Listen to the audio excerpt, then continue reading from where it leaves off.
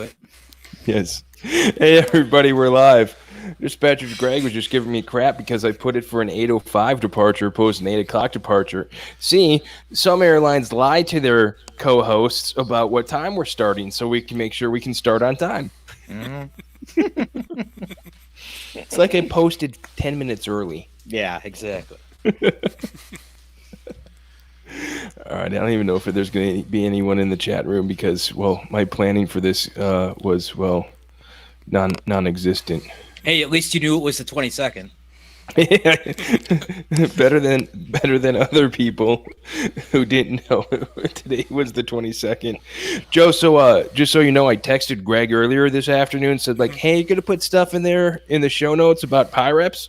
He goes, yeah, I'll get to it today or tomorrow. I'm like, aren't we recording this evening? He goes, no, I thought it was Wednesday. And he looks at the calendar and goes, oh, crap, it's the 22nd. Oh, man.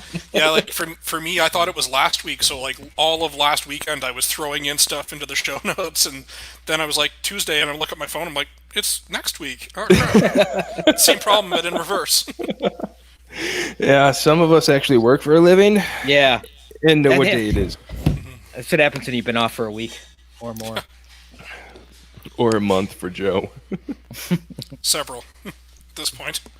But of course, still got that Navy job every day. Yay, Navy. Mm-hmm. Hey. All right. I'm going to stop this recording real quick. I'm going to do this. I'm going to delete all of our pre-show comments. I'm going to start back at 0. So when Gregg edits this, he doesn't have a hard time.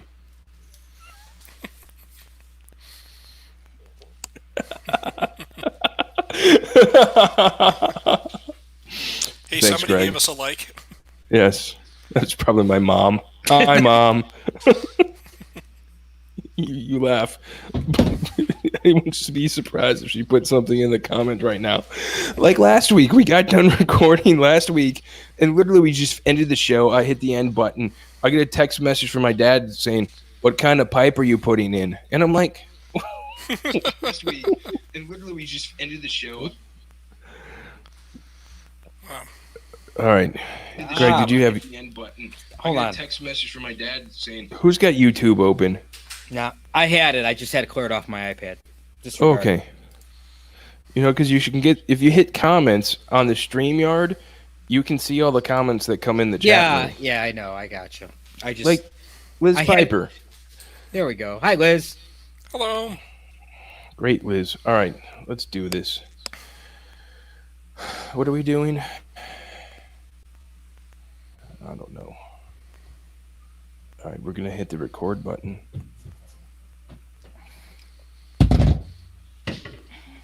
Flying Life Podcast, episode 60, recorded June 22nd, 2020.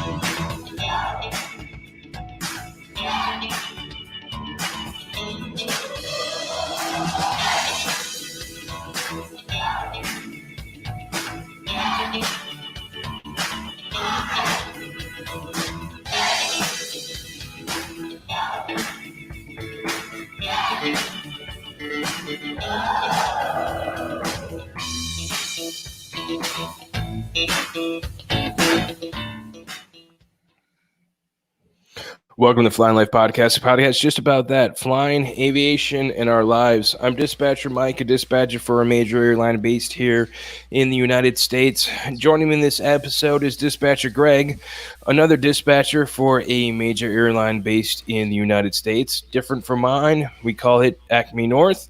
And also joining me is Dispatcher Joe. He's even further north than Acme North. We call him Acme Canada. And Joe is a dispatcher for a major Canadian airline, obviously based in Canada. So, gentlemen, it's been a couple of weeks. How's everyone doing?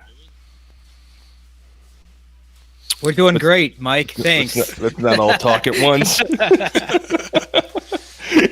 Greg, what have you been up to since the last time we recorded a show? I'm still employed, yet I haven't worked a shift. Although, in all fairness, I am on vacation now for the next 2 weeks. It's actually a staycation. I'm not doing anything, going anywhere. Just doing stuff around the house. Got my kids over and trying to stay away from airplanes. Well, I mean, at least from dispatching airplanes for a little bit, but I'll be back in July. You talk about vacation, and I realized that, well, we're starting, we're almost in July, and our vacation year started in April. I haven't taken a single hour of vacation yet this year or a single holiday. So I have like 180 hours of vacation time that I haven't used yet. And Better use it before you get laid off. well, I'm pretty sure I'm not going to get laid off. But if I do get laid off, they can just pay me out all of that money. So I got that going for me. It's not the case for us, so I'm using it. Anyway, Joe, who's already laid off, how's everything up there in Canada? Well, it's been pretty good. A couple of days ago, I was telling Greg earlier, we had a wicked thunderstorm. It did $1 billion worth of damage. Yeah, we were very lucky in our neighborhood. The thunderstorm just went just off to the east, missed us, but yeah, in some of the north sides of the city, it did $1 billion worth of damage. Completely destroyed houses, cars, everything. They said grapefruit-size hail. Wow, that's huge. Yeah, it was huge. Billion Canadian dollars? Yes. So I don't know why we would give damage in U.S. dollars in Canada. Anyway, it's still a lot of money. Anytime you have that's $1,000 million worth of damage. That's a lot of damage. We're glad you and your family were unscathed from it. Otherwise, you'd have to be recording from a cardboard box. Pretty much. Yeah, we were pretty lucky. And out here where I live, they actually have guys who go out and cloud seed. So the insurance companies pay for weather modification ink. And they were out seeding like crazy. And I just think how bad it would have been if they hadn't been. So. Wow. Yeah. That's crazy. It's absolutely intriguing. So, in this episode, I have an interview that I did over the weekend with a unique aircraft photographer. His name's Ryan Patterson. He's on Instagram as Diecast Ryan, but he takes some absolutely fabulous images, very different viewpoint than what you would see most aviation photographers go ahead and do. We're going to talk about the upcoming NTSB board meeting from the Atlas Air 3591 crash, some North Atlantic track planning issues that we have going on currently, some FAA safety warnings, and the final report on the dynamic Air 762 Fort Lauderdale engine fire. And I can't believe that was 5 years ago, almost. I can still remember when that happened and that the flames out of that 767. And the topic this week is going to be led by dispatcher Gregg, talking about PIREPs and everything about PIREPs. And then if we still like talking to each other after that, we might talk a little bit about some different life issues, about how dispatchers deal with stress and shift changes in ethics and other things like that.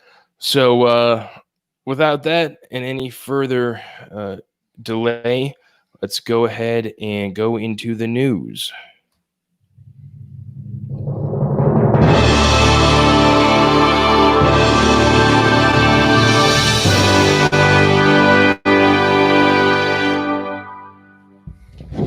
I'm sorry if I just blasted someone's eardrums out, but we'll fix that later.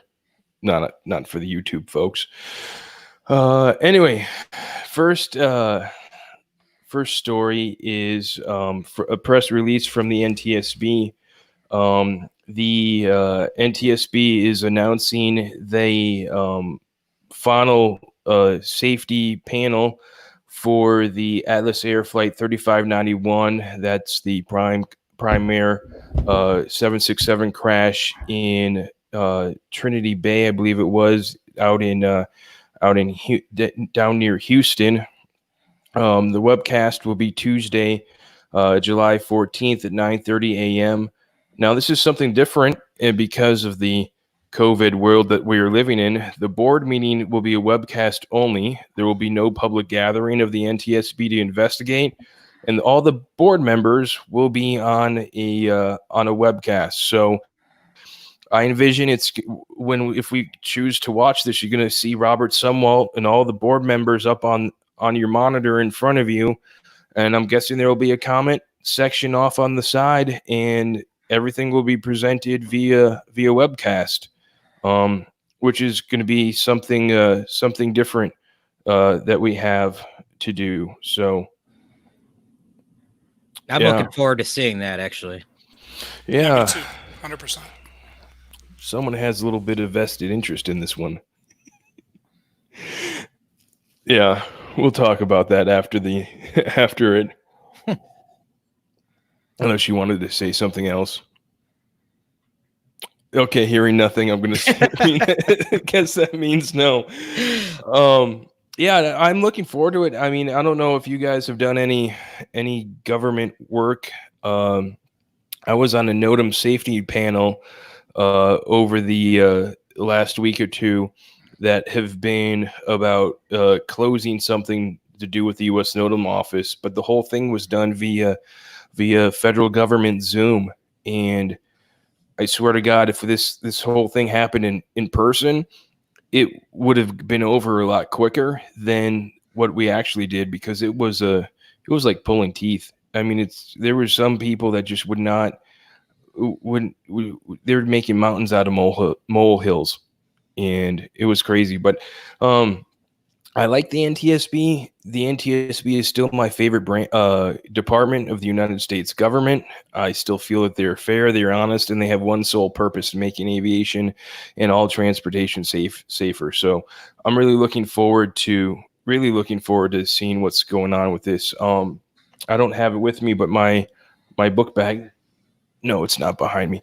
My book bag actually bought a little metal thing for the Atlas Air 3591. It had all three pilots' names on there and all that, and it had giant 3591 on it. It's a really cool bag tag that I got, that one of the Atlas pilots was making to support the families that were impacted in the crash. So. A lot more to talk about this one. I can't wait to actually sit down and watch it. It'll probably be on the background while I'm doing work for Acme, but it's something that I will be watching. All right, which one of you guys put in the NAT complications? Yeah, that was me. So I subscribe to this fancy group that you might have heard of called Ops Group, and they're pretty awesome. So they sent out a bulletin basically saying, NAT planning could be really easy right now, except that you really need to check your NOTAMs, because all of these airports, if you were to plan to divert there, could not accept you. So, because of COVID. So there's a whole bunch of requirements, and there's specific airports that do work. Like I think St. John's was one of the ones, or Gander, that was good, but like don't use Goose Bay, because Goose Bay's got nothing and they won't let you off the plane. And especially when you're talking about places like Kangerlussuaq and places up in Greenland and Nook and stuff like that, it's going to get pretty hairy trying to find alternates. So that was a bulletin they put out last week or the week before, basically saying, hey, if you're planning those NAT flights, you really need to read your NOTAMs. So yeah, that was. Yeah, we have had some challenges over the past couple weeks, months, trying to find ETOPS alternates, especially if you're south and you're trying to use any of those southern, like over Spain or Madrid. It's a lot of airport closures out there, and barring an emergency, which is really the only time I guess you would be diverting anyway, you really can't go there. And then over Greenland, there's a couple airports up there that they're like, we don't list them as ETOPS just because they're so challenging, and expensive. That's another factor with some of those airports. So yeah, NOTAMs are important with these airports lately. Yeah, and the gotchas aren't. They're not going to say airport closed. They're going to say no air traffic controllers, Yep. no services. Something really funny that they stick in the bottom of a 20-page NOTAM. Yeah. So It's that's hard the to keep. NOTAMs I say. Yeah, it's hard to keep up with, being the guy that kind of runs some major airlines NOTAM system. Keeping up with NOTAMs, especially when this whole thing started, with COVID and all that, all of the government NOTAMs that came out, there's no uniform NOTAM about COVID. There was no uniform closures about COVID. There's no uniform way of trying to figure out how to know an airspace or an airport was open, or if we were accepting passengers for COVID, or what was the difference between a passenger and a crew member. None of that was uniform at all.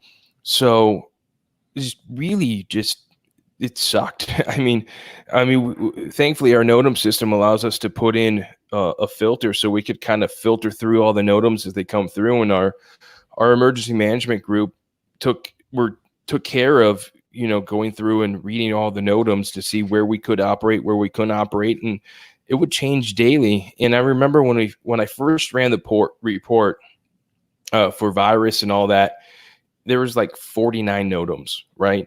The last time I looked, the PDF was over like 120, 130 pages of NOTAMs. And I think the COVID NOTAM count's up over 700 now. It's and crazy.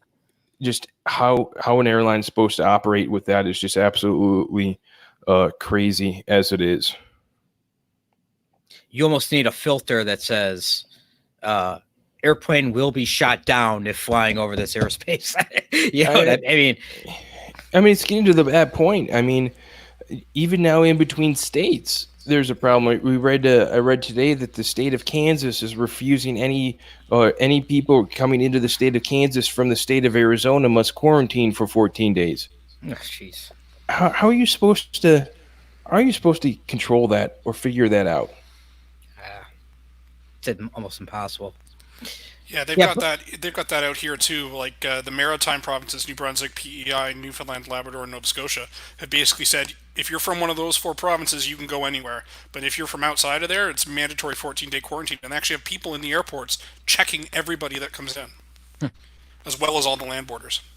You're checking them, and then I'm sure, like, here you have to stay. All right, this is where we're going to be, and this is where we're going to be at. And there are some countries where the government will come and check on you. Yeah. You're coming in. You're going to do your 14-day quarantine. I'm going to be at address 123 any town, country, and the government will show up 2 or 3 times a week to make sure that you're still home. Mm-hmm. Yep. Oh, crazy times, crazy world. But plug for that ops group. Just that website. It's very cool. A lot of good information. If people are looking for some good bulletins and just international stuff, it's a pretty cool website. Yeah, they do a lot of really great work of taking what you need to know out of those 150 pages of NOTAMs and say, okay, what are the 3 things you actually care about here?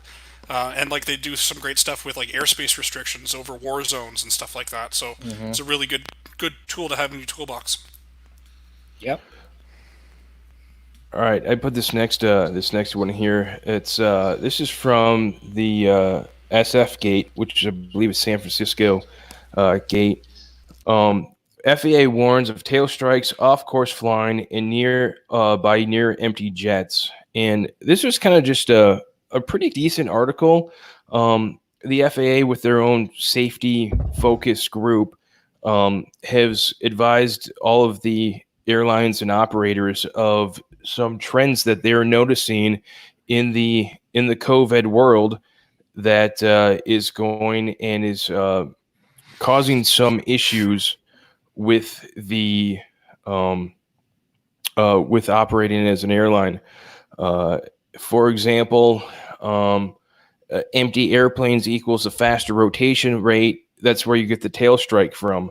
But a lot of it here, to me, wasn't really the tail strike that really, tail strike is kind of like the big, that's the big one. You can bend metal, things like that. But I think what I found most out of it was at the bottom of the article where there were some different points where they got into the ASAP data that was released by NASA, saying an airline captain at Pittsburgh International complained that there were planes, quote, parked all over one of the runways, but there was no sign indication that the runway was closed. They had jets all the way down the runway, but they didn't put up the yellow X's on the ends of the runways to show that the airport was closed. You can imagine flying in there at night. You can't really see the jets on the runway. You might be lined up on the wrong parallel. I'm sure some airlines have done that before. Heck, people have landed on taxiways before. But now you don't have that big, bold indication of the big yellow blinking X to show that the runway is closed. Another airline crew said that they got a warning that the cabin wasn't properly being pressurized. They'd been climbing so quickly with an unusually light load that the airplane's pressurization system could not keep up, they said. That's a that's a problem. Confusion over missed radio call. Two planes fly too close to each other. The controller said that a nearby sector had been shut off after another employee tested positive for the virus. We were working abnormally complex traffic at very high volume, the controller said. And that's becoming a problem with the controllers. I don't know if any of you, Greg, if you've been working at all with the ATC facilities at night, going ATC 0 due to COVID and COVID cleaning and even huge centers. New York Center, I think, went I don't know if they're still doing it. Again, I've been off for a couple of weeks, but for what is it, March, April? Yeah, New York Center and certain portions of DC Center was shut down after 10 o'clock at night or something like that. Yeah, and New York Oceanic, like that happened before while I was still working back in March, because we were dealing with that because we'd have flights out in waters coming home. They were a little delayed, and suddenly the center shuts down. What do you do, right?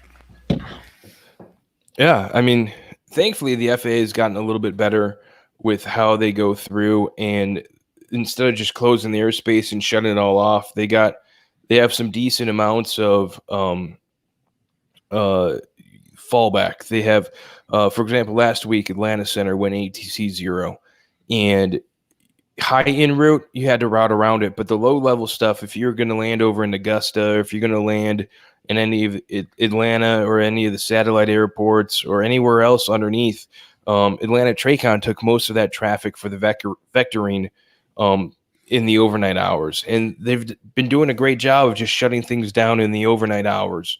I got a call when I was working the floor the other day that Des Moines was going to be ATC 0, just in the Tracon only, and they were going to operate the Tracon out of the tower with the tower operating, but during the time that they're going to close, they had 0 operations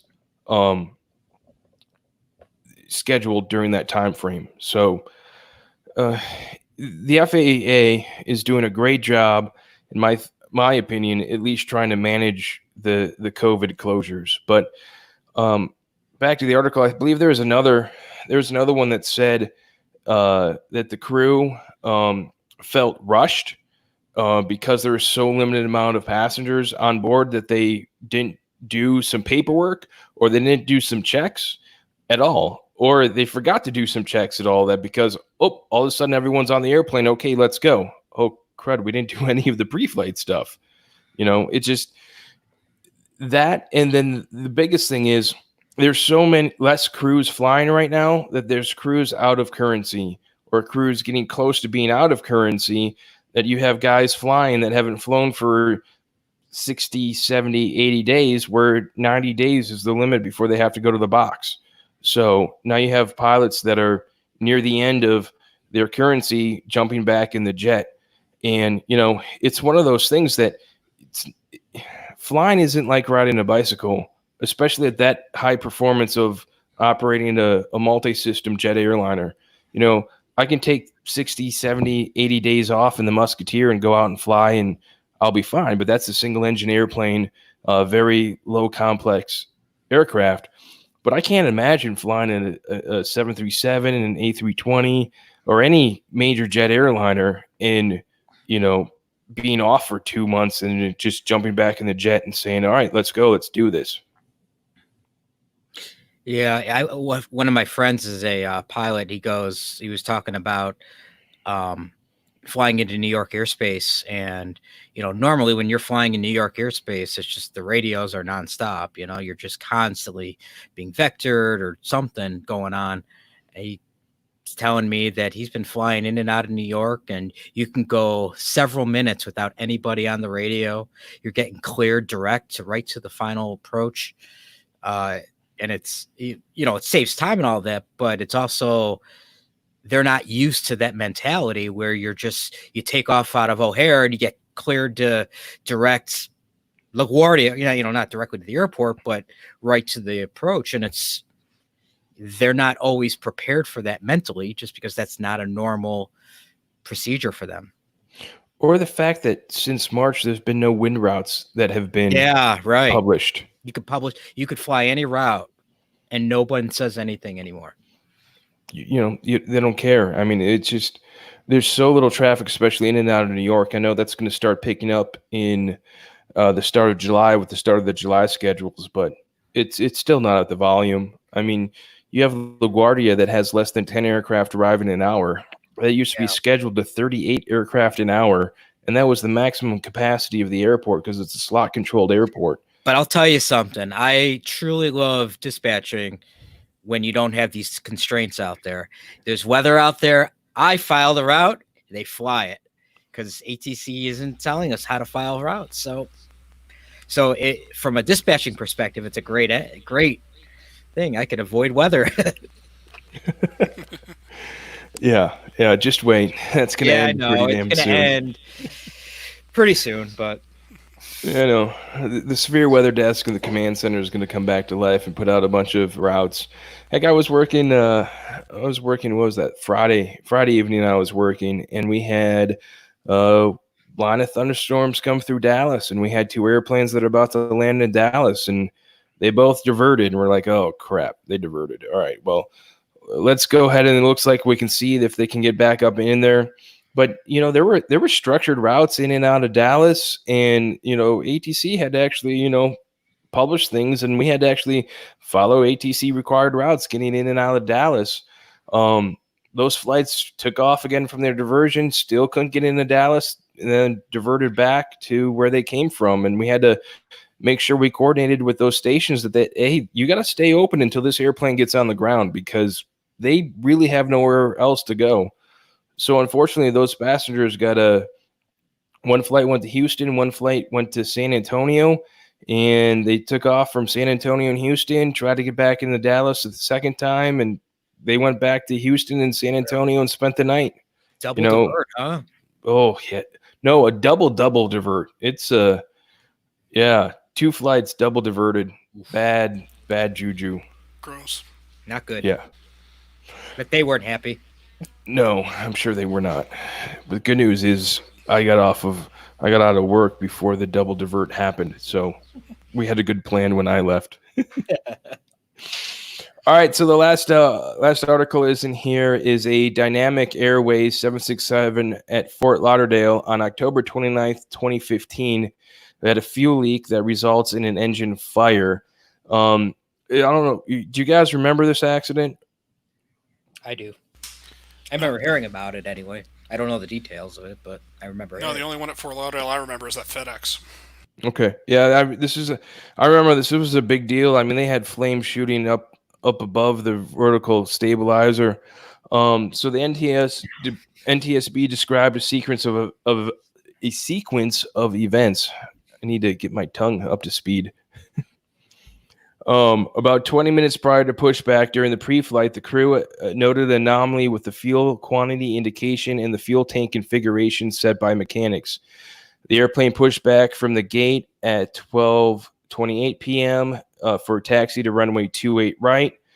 At 12:32, the crew of another airplane taxiing behind the accident aircraft advised ATC they saw a large amount of fluid leaking from the left engine of the accident airplane. The crew heard the transmissions and advised that they would return to the ramp. ATC instructed the crew to stop on taxiway Bravo, just east of taxiway Tango 1. At 12:33, other flight crew advised that the engine was on fire, and the accident flight shut down the left engine using the fire handle and requested for fire equipment. At the same time, the CVR recorded sounds consistent with doors opening and a flight attendant on the public address system calling for an evacuation. So there's problem number one. The evacuation didn't come from the flight deck. The evacuation call came from the cabin, which will lead to a problem here as we read another paragraph or two. According to the flight attendants, passengers witnessed the fire on the left engine, and many moved from the left side to the right side of the cabin while the airplane was still taxiing. Passengers were requesting the crew to open the doors and evacuate. Flight attendants opened the forward left, that's L1L, and forward right 1R, and the aft right 2R cabin doors. The slide rafts deployed, although the flight attendant at 2 right noted that the slide did not appear to inflate quickly or symmetrically. The flight attendants did not open the aft left 2 left door due to the fire, and because all passengers had moved away from that area. A passenger opened the right side over wing exit, but the ramp slide did not deploy, and flight attendants directed passengers away from that exit and out the other exits. After evacuation had begun, the flight crew advised over the PA to evacuate out of the right side of the airplane. The number 2 right engine was still running as passengers evacuated out the 2R door. About 11 seconds after the airplane came to a stop, one of the passengers who evacuated through 2 right passed behind the engine, where the exhaust caused him to fall on the pavement, resulting in serious injuries. About 35 seconds later, the number 2 engine was shut down. About 54 seconds after the airplane was stopped, the airport authority arrived, repositioned the 2 right slide, and about 1 minute later, airport firefighting vehicles arrived and began extinguishing the fire. Man, that's bad juju. Yeah. You guys got anything? Well, it's shocking that they really only had one good slide. Yes. Seems like one good slide. So what happens to that evacuation standard of half of the slides don't work? Okay, so you got a engine fire taking out the 2 on the left side, the back and the overwing. The right back, the aft right and the overwing didn't deploy properly, so you really only have the one slide up at the front. Yeah. The NTSB final report concluded the probable cause of the accident was a separation of the flexible fuel line coupling and the subsequent fuel leak due to the failure of maintenance personnel to install a required safety lock wire. Contributing to the severity of the accident was the initiation of the evacuation before the right engine was shut down, which led to passenger injuries. It's it's one of those things that you think about, and there's always different airline to airline where who initiates the evacuation. Does the evacuation start from the front, or does the evacuation start from the back? Who has the authority to do it?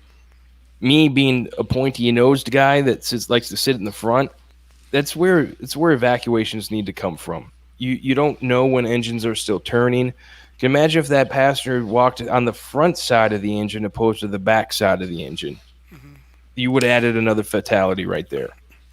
Yeah, and you wonder how much of that communication got shut down with that with the door. So you can't just pop the door open and say, "Hey, we got a major fire back here." If you're like the flight attendants down the back, you got to rely on that interphone now. So yeah, it's a great point. You can't just open up the flight deck door going, "Hey, we're on fire back here. What are we gonna do, guys?" Yeah. Like I don't remember the exact incident, but I'm pretty sure I remember reading one where the flight crew had no idea that they had a major emergency down the back. The flight attendants were just waiting for the crew to initiate the evacuation. So, like that's yeah.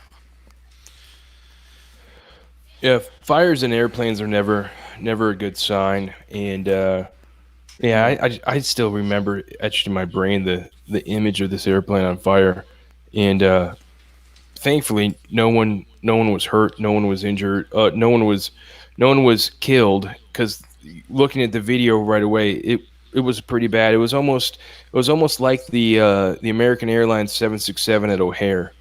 But this fire was put out a little bit quicker, so the wing spar didn't melt. But it was a lot like that. That fire. Yeah, well, it's interesting. You compare this to the Qantas A380 in Singapore, where they've got fuel leaks and the fire, and the crew says, "No, you're safer on the plane for now."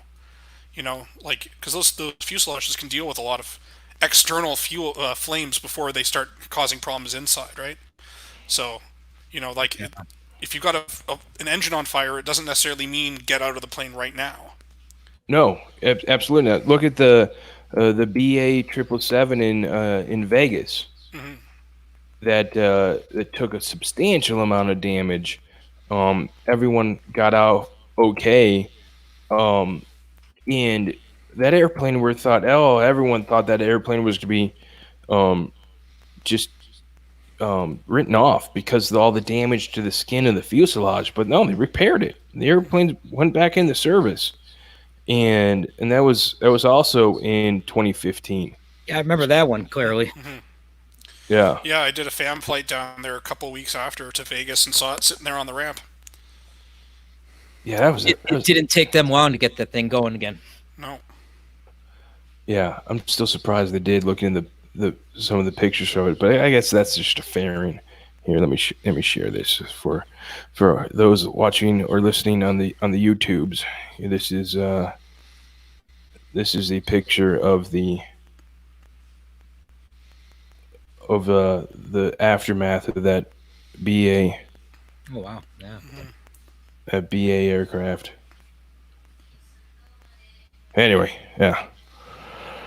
I digress. So I'm going to go ahead and we're gonna move on to the interview with Ryan Patterson, and hopefully I will be able to get this to work correctly. And for those listening on the watching on the YouTube, I will go through and add the pictures that we were talking about in his Instagram page as we're going through and kind of sharing through. So I'll be working with that as well. I meant to record the interview with Ryan and just share the whole video, but someone forgot to hit the record button on the video. Thankfully, I recorded the audio, but I failed to record the video. If you're listening on the podcast, like I know most people do, all of his images are at Diecast Ryan on Instagram. He's still working on the website, but man, this kid's going to make some serious money with what he's doing. So without any further delay, I'm going to find the soundboard and I'm going to hit this button here, and we are going to go ahead and listen to my interview with Ryan. All right, so I'm here with Ryan Patterson. Ryan,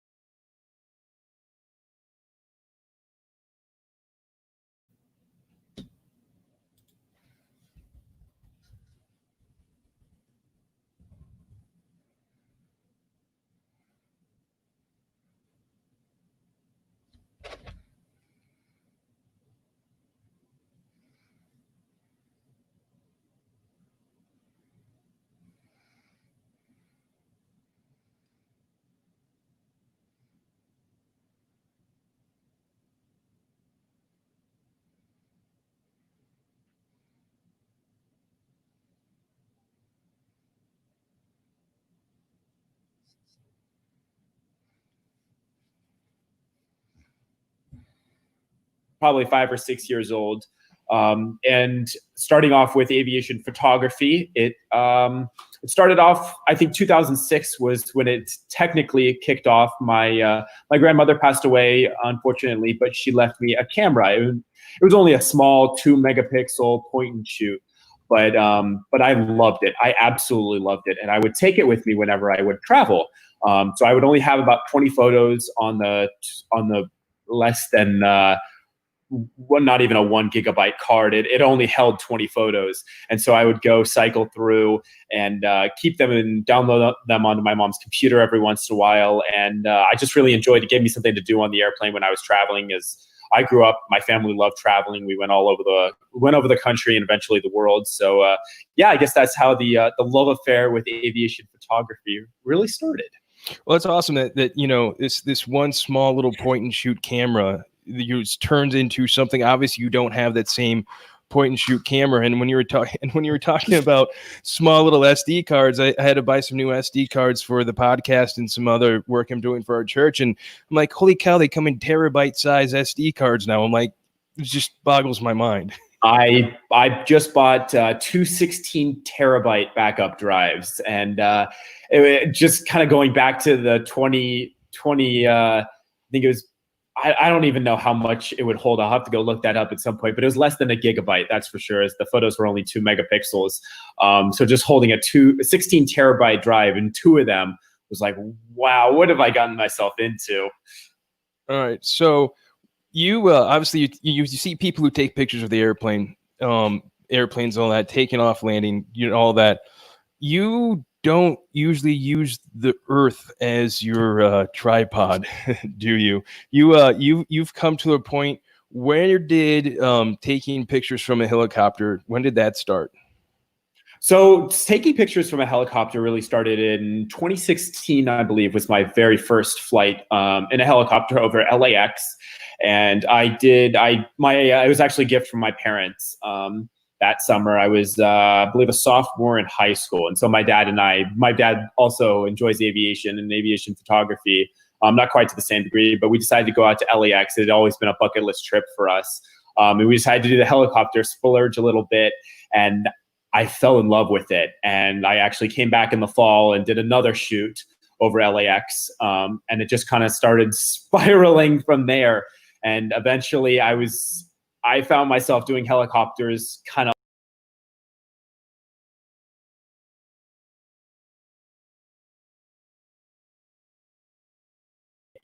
and I was fortunate enough to have that access. And so I started saving my money, so sort of selling photos every once in a while here and there from different jobs. I was a lifeguard a few summers. And so I saved up all my money and was able to do a few of these, usually once or twice a year, if that.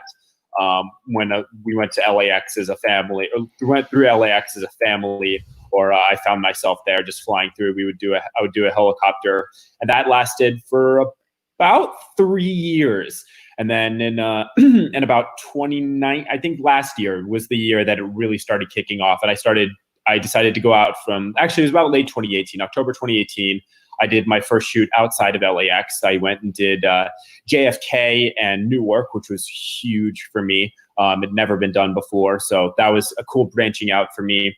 And then 2019 was a huge year, started kicking off with Sydney. We ended up doing Sydney, Los Angeles. Where else did I do? Sydney, Los Angeles, Newark again, JFK, and Atlanta for the first time. So... oh yeah, it's pretty amazing just to think of that. So you're sitting there taking pictures, and you have obviously someone flying the helicopter while you're taking pictures, because flying and taking pictures at the same time does not work out very well. Mm-hmm. So how do you buy helicopter time from different places? What's your relationship with the helicopter operators? Yeah, definitely. So usually starts out with limited contact, just reaching out to the helicopter company and asking, hey, is this available? What are your rates for a helicopter charter? And so it's usually sold as a charter. And so I charter the helicopter with the pilot from the company.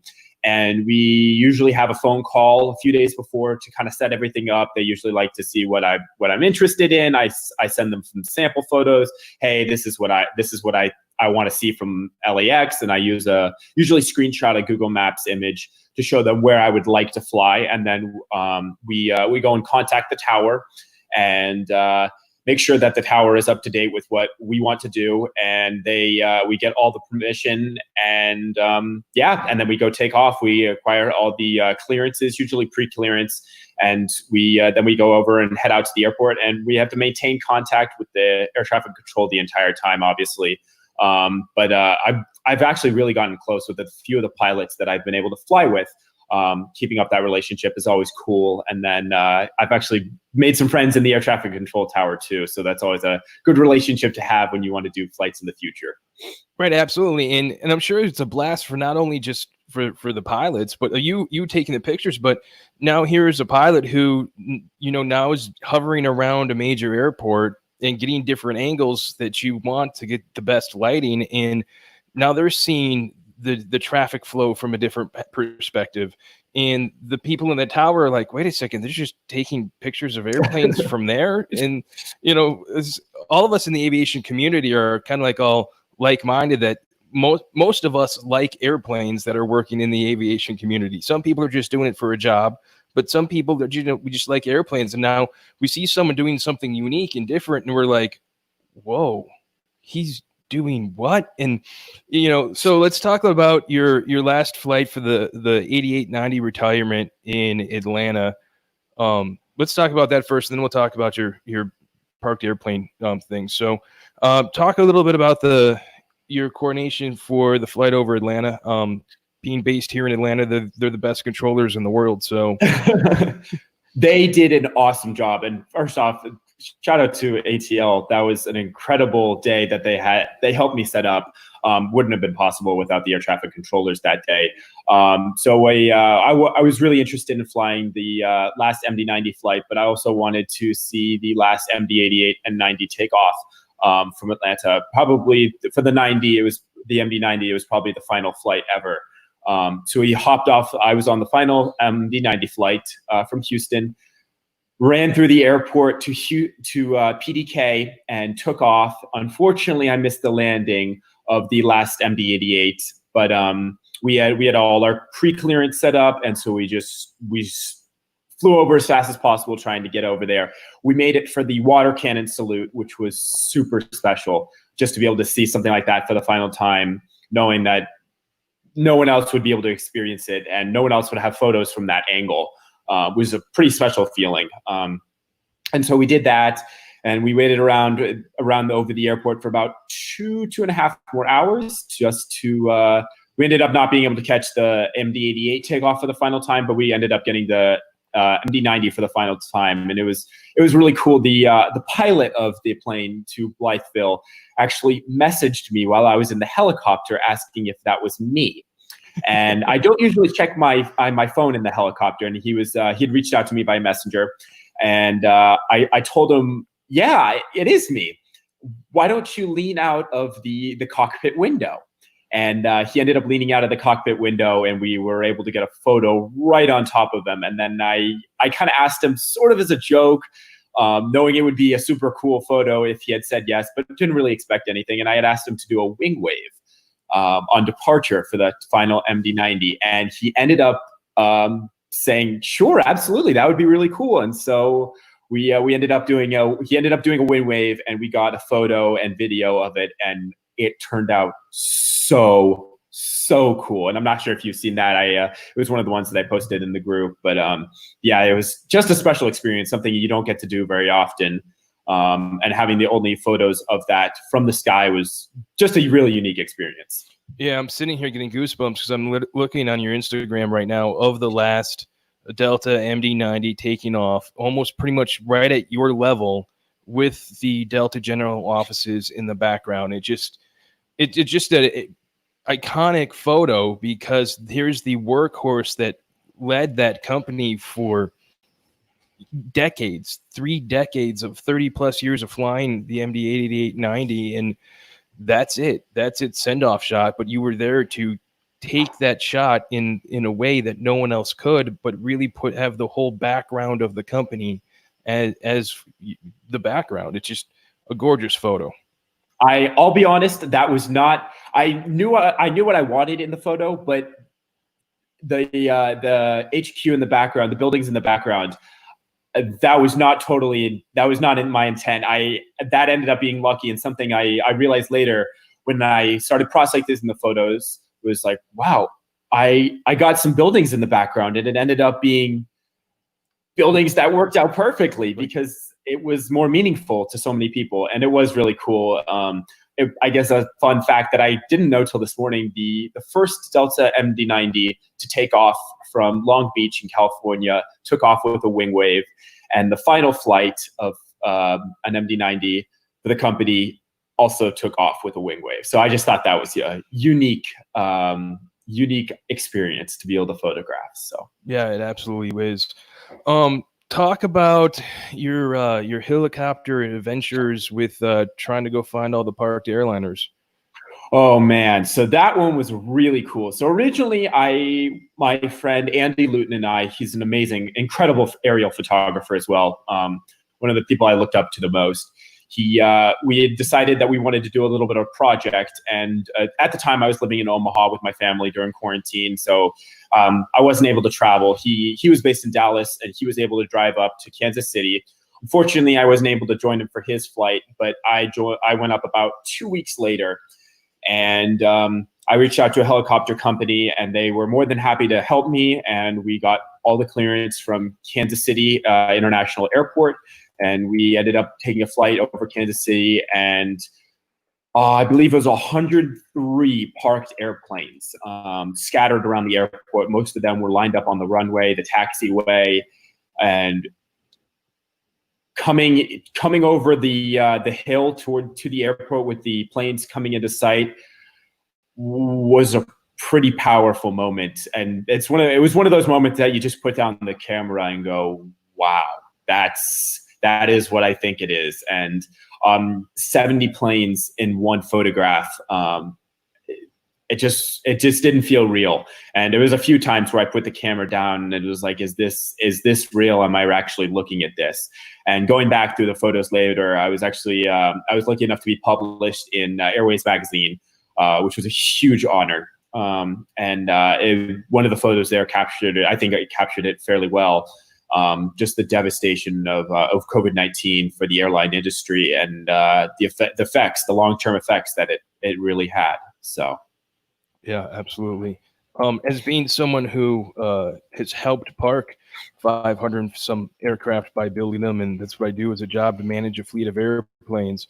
When I knew that we had 98 parked over in Birmingham, I got my kids in my small airplane to fly over to Birmingham, and I kind of told the tower who I was and what we were doing beforehand, and they were nice to just let me do patterns kind of just around the airplanes when my kids are taking pictures. But you never understand what 98 airplanes parked look like until you see 98 airplanes parked. And just, I'm looking at the shot that you have right down the taxiway of all of those Delta airplanes just sitting there. It just goes, that's a lot of metal.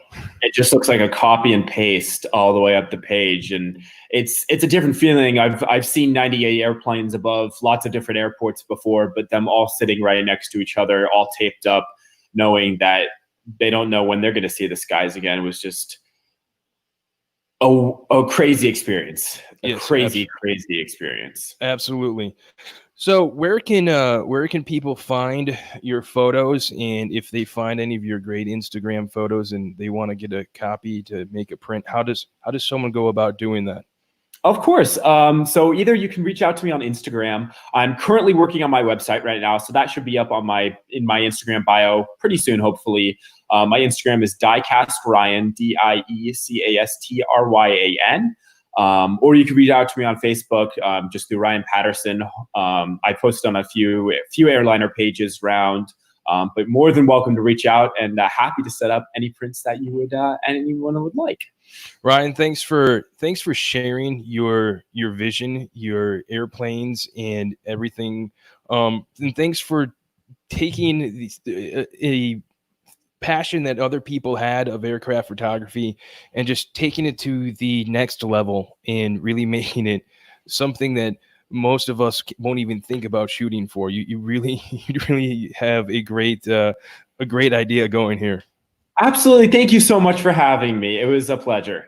All right. Thanks. All right, so that was my interview with Ryan Patterson, and man, that's a really talented young man, and I, I kept on joking with him with the kid. He was having a couple of computer issues, like we never had technical issues on this podcast before. Before we got started, he goes, "I'm trying to get everything rebooted. I'm sorry." I'm like, "That's fine. I'm just looking at some kid's Instagram page with airplanes," but really amazing. He's a really amazing guy with a really different perspective of aircraft spotting and aircraft photography. It's amazing just looking at those photos and the wing with the one with the Delta taken off and the wing on a slant. Amazing. Yeah. It's just that somebody can capture, and just to have Delta headquarters in the background, that's just amazing shot.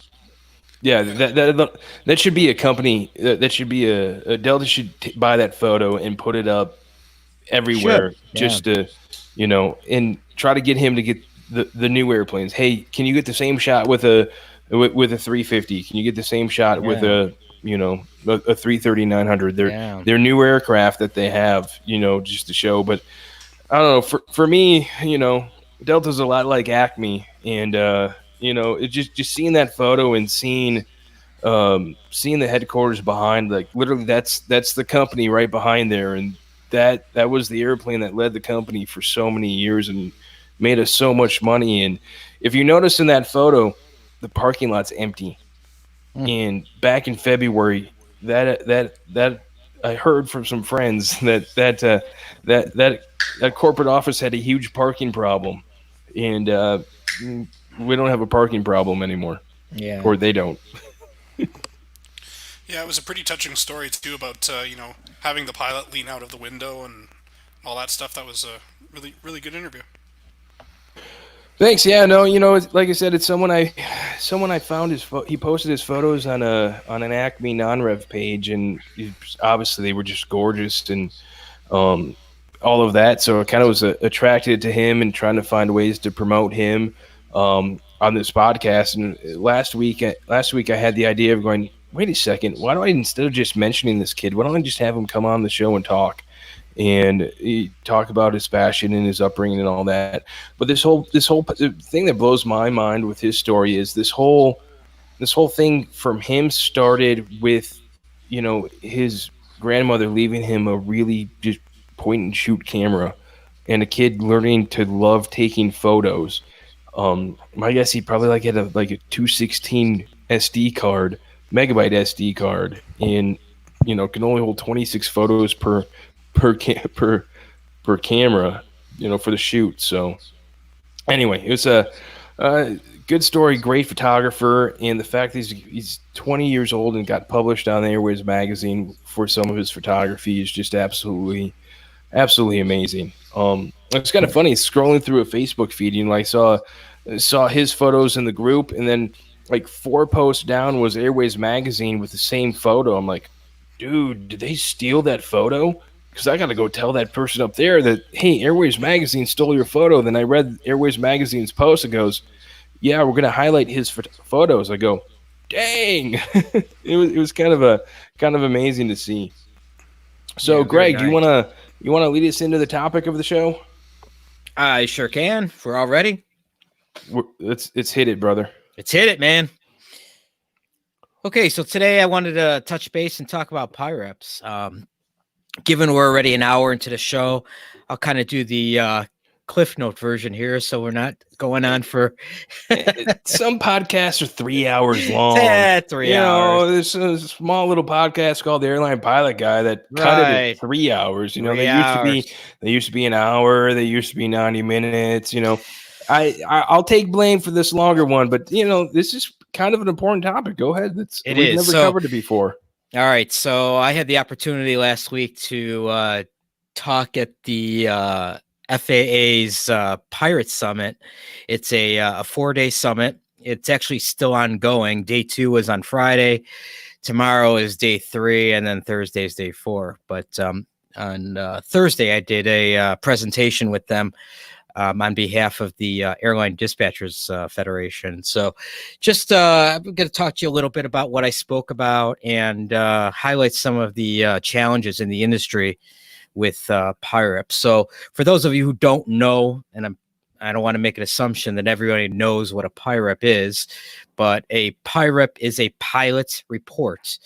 And pilots, when they fly the airplane, they relay to the dispatcher or to air traffic control and report the type of conditions that they're experiencing, what kind of turbulence. You might get turbulence or icing or some other weather phenomena. Any combination of those reports are called PIREPs, and they're important to pass along so that people that are flying within the airspace know what kind of turbulence or other conditions to expect.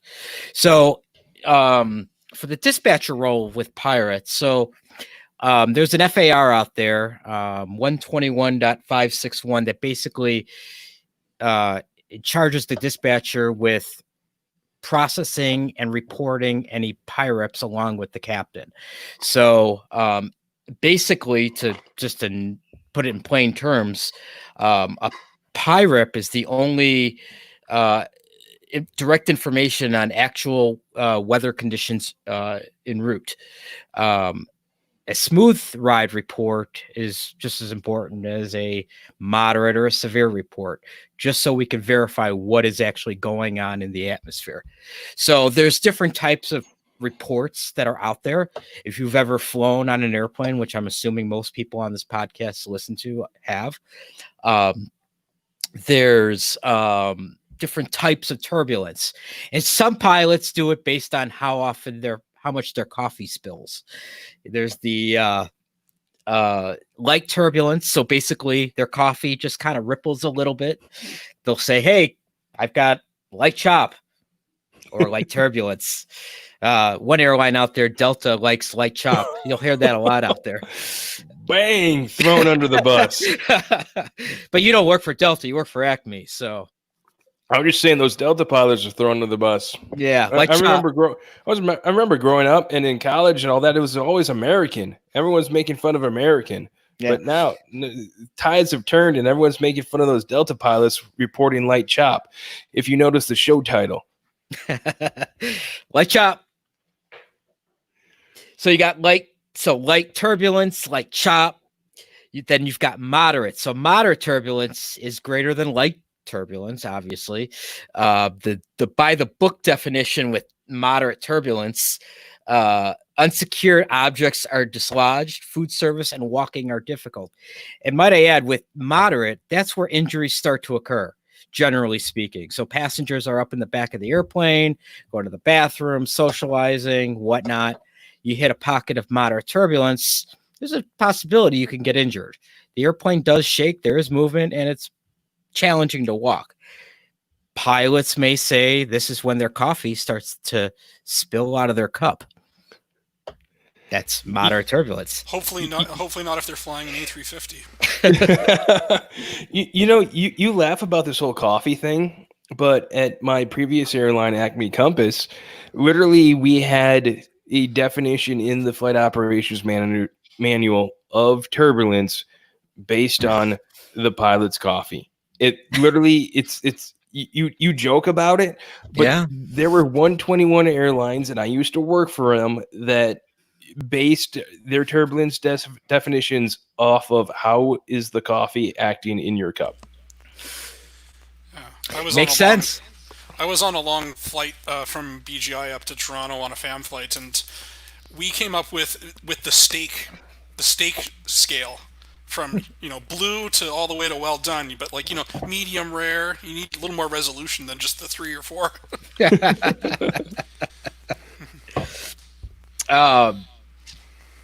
So then you start getting into the more dangerous type turbulence, so to speak. You got severe and then extreme. Severe turbulence, if you've ever experienced it, is not fun.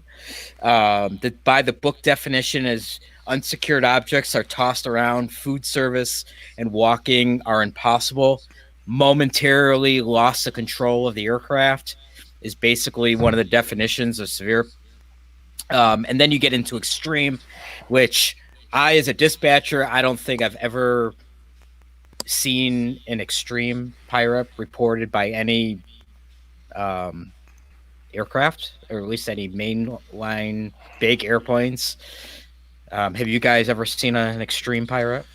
I did when I was at CanJet, which was over a decade ago. I was a brand new dispatcher, and I saw a report, and I can never find anything that corroborates it, so it could be my faulty memory, but it was over Denver, and it was a DC-8, and they hit extreme, and they said they lost an engine. It physically fell off the airplane.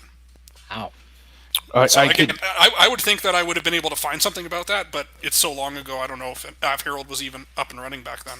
I could see that, especially over Denver when you get into the mountain waves 100%. and the mountain wave avoidance that we do. At Acme and back at Acme Compass, we were very much known throughout the history of Acme throughout Acme Compass throughout the 60s and the 70s was their meteorology department really studying mountain waves, and they really drilled down mountain wave areas and directions of winds that hit the Rockies to, and what does the atmosphere have to be at to really produce mountain waves. And then they really dialed it down even more to found different routes through these areas where they didn't have to go through. And there's a lot of time through the mid 90s, early 2000s in a bad mountain wave days where other airlines would ask to follow the red tail and follow the red tail, and we want to stay whichever way they're going, we want to go because we know they're going to have a good ride, and the way our dispatchers are putting us through is it might hurt. And so that doesn't surprise me for extreme turbulence, especially, and those mountain waves are just those are horrid. They're ugly. Yeah, and mountain or extreme. Basically, you've lost control of the aircraft. I mean, for seconds up to obviously you regain control at some point, but it's a very if you're not sitting down, buckled in, you are in bad shape. Yeah, I'd like to talk about the loss of control definition because so forget turbulence, but think about mountain wave. If you're in a climb and you are your airplane's climbing and you're not telling it to, you have lost control of the airplane. It doesn't have to be like a tail spinning, going crazy like one of those World War II movies. Like loss of control of the airplane is, it's not doing what you're telling it to do for a few minutes or for a few seconds. So I find that there may be, and maybe this is just my bias sitting on the ground, but there may be a propensity for pilots to not want to admit that they've lost control of the airplane, or to not understand that the plane's in an uncommanded climb at 500 feet a minute in mountain wave. You're not in control of that aircraft at the moment. Right. Joe, that's a really good point because I remember flying the little airplane up to DC, a really windy day out of the west. You got those winds coming over the Appalachians, so I'm just east of the Appalachians, and there are times where I was full throttle and I was nose up, and I could not hold out altitude.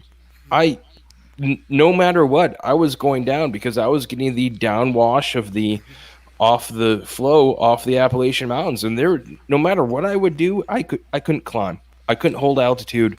I was going down, but I never thought until you said that. I never thought of that as being, oh, that's me losing control of the airplane. I mean, because it was smooth. I just couldn't keep an altitude. Yeah, absolutely. And like for us up in Canada, we've got several areas where we can get severe mountain wave, particularly along the Rockies, like same as Denver.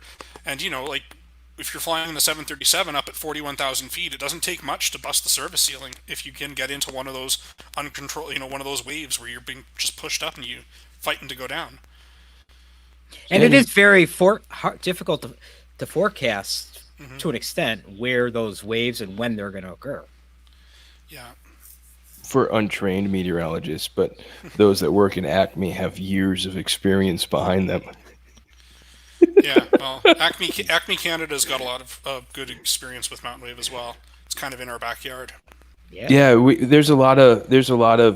I think we have at least three or four over the Calgary area of mountain waves, and there's a lot of small little boxes that we have in the Western Rockies going up towards Alaska, up towards Yakutat and things like that have different hot zones and mountain wave areas that the previous airline had identified. And it's that much research. And honestly, we started that research with a certain airline based in Chicago, but they bailed on us. Smirk. Yeah, like for us down by Cranbrook, which is just north of the border, that's like I've encountered pilots in my career who do not want to fly over it no matter what the weather, because it is such a well-known in Canada area for getting into unforecast and unexpected mountain wave. Yeah, Cranbrook is one of our it's our, I think it's our southernmost box of the Canadian Rockies boxes. Mm-hmm. There's three. It's Cranbrook, Calgary, and I forgot what we have north of it. Yeah. So the FAA put out a slide that said that in 2000, now they don't have any data for 2019, but for 2018, there have been 5 crew and 4 passengers for a total of 9 people injured in turbulence. That seems like an awful low number. But they're saying 9 people total in 2018. The highest number was back in 2009 with 101 total injuries in turbulence. So that was interesting. It's interesting, but here's the horrible thing about turbulence and turbulence injuries. Turbulence injuries and turbulence safety is measured, generally speaking, by flight attendant injury rates. And when you think about it, as an airline and as a crew and as an airplane, what group of people is the most out there when it comes to turbulence? And that's the flight attendants. They're up doing service. They're up walking. They're pushing the cart up and down the aisle during service. They're picking up trash. They're not sitting down. They're not buckled. We always say as an airline to really make sure that you stay down. If you're seated, you keep your seatbelt on. Yeah. But those flight attendants, they can't. They're up there. They're jumping around. They're bouncing around. They're walking around, and everyone. We've all seen those bad turbulence videos of where the airplane all of a sudden drops, and everyone appears that the flight attendant and everything flies up. Well, I see it as something different. The flight attendant stays in its place by Newton's laws, and the airplane falls on the flight attendant's head. And everything that's not secure stays in place, and everything that's on the tables stays in place, and the airplane falls out from underneath it. That's why it appears that it flies up. Well, it's not flying up. The airplane's falling down. Right. Yeah, and I guess this just goes to stress for those pilots that are out there the importance of sending in timely PIREPs. You don't want to get the PIREP saying, "Oh, the ride was really bad," 4 hours ago when I'm now at top of descent. So like getting those PIREPs, and like I said, the nil or the light chop PIREPs, those are still important for us. Absolutely, because it's really hard, to. So you're sitting there at your desk and you've got planes flying hither and yon and nobody's saying anything. Is it smooth? I don't know. I've been on some fan flights before, and the first officer's sitting there and he's putting all the information in the A cards to do the position report. And he turns around and looks at me and goes, "Dude, do I really need to know these? You can see on your little movable map where I am." I'm like, "Yeah, you know what? I can. But you know what? It's always smooth in my chair." Mm-hmm. You guys getting your butts snot kicked out of you with moderate turbulence up here, and you know what? It's still smooth where I'm sitting, but I can't tell what your turbulence is like. Well, so there's new technology. I shouldn't say new, but there is technology out there now where there's sensors on board the aircraft. Some airlines have them, some don't. Some fleet have them, some don't. But it's objective data that and it's actually measured by a decimal value number. So when the airplane hits a pocket of turbulence, it uses what they call EDR data, which is the eddy dissipation rate, and it'll assign a value to that turbulence.